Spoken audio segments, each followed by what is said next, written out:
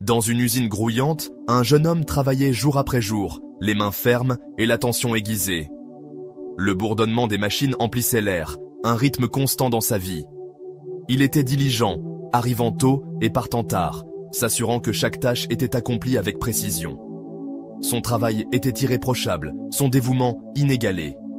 Pourtant, année après année, il restait au même poste, observant des collègues plus récents et moins expérimentés gravir les échelons au-dessus de lui.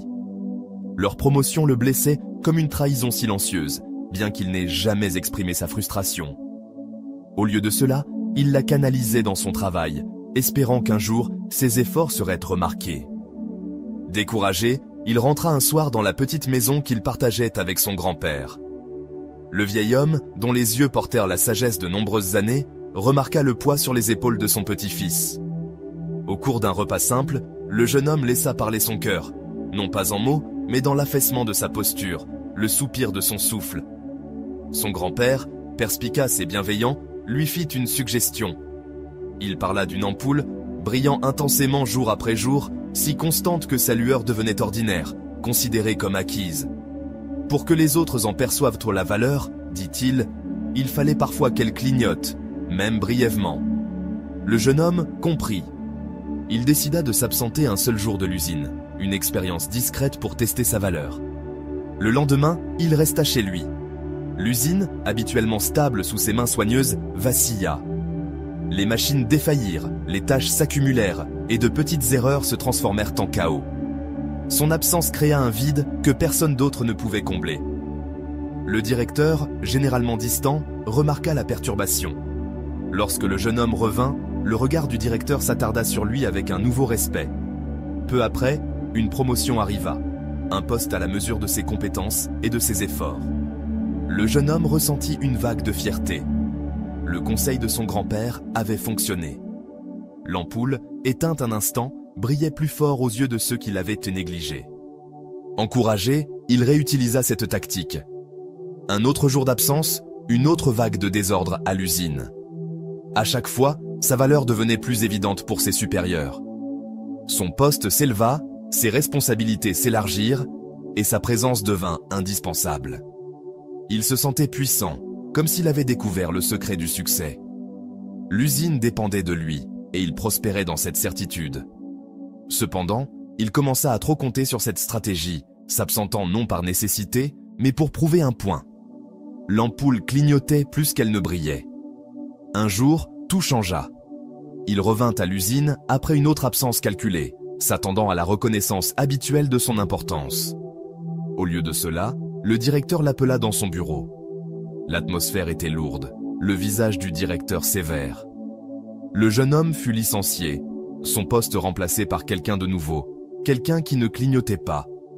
Abasourdi, il quitta l'usine, le bourdonnement des machines s'estompant derrière lui. Le monde semblait instable, comme si le sol s'était dérobé sous ses pieds. Il était si sûr de sa valeur, si certain de son plan, et pourtant, il se retrouvait sans rien.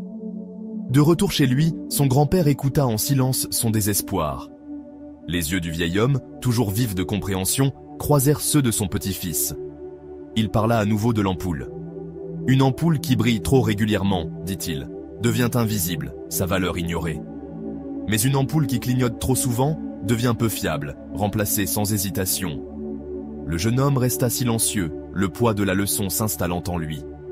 Il était allé trop loin, confondant stratégie et équilibre. Son absence, autrefois un rappel de sa valeur, était devenue un handicap. Dans les jours qui suivirent, il réfléchit à ses actions.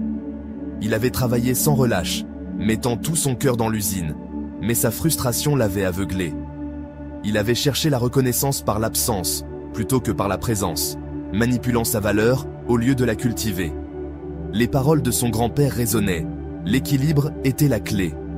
Ni labeur incessant qui le rendait invisible, ni retrait calculé qui le rendait peu fiable, mais un rythme régulier entre effort et repos, contribution et respect de soi. Il recommença à zéro, trouvant du travail dans une autre usine. Cette fois, il aborda les choses différemment. Il travaillait avec la même diligence, mais il apprit aussi à se valoriser sans avoir besoin de l'approbation des autres. Il prenait du repos, non pour prouver quelque chose, mais pour recharger son esprit. il s'exprimait quand nécessaire, non avec des exigences, mais avec une confiance tranquille en ses contributions. Avec le temps, sa réputation grandit, non par des astuces ou des absences, mais par la constance et le respect de sa propre valeur. L'usine prospéra avec lui, et il prospéra en son sein, trouvant une harmonie qu'il n'avait jamais connue auparavant. Des années plus tard, il repensa à son parcours. La douleur de ses erreurs passées s'était estompée, remplacée par une fierté tranquille pour la vie qu'il avait construite. Il rendait souvent visite à son grand-père, leurs soirées remplies de silences partagés et de repas simples. La leçon du vieil homme l'avait accompagné, un phare dans l'incertitude. Le succès, comprit-il, ne résidait pas seulement dans le travail lui-même, ni dans la reconnaissance qu'il apportait. Il résidait dans l'équilibre, savoir quand briller, quand se reposer, et comment valoriser à la fois soi-même et le monde autour.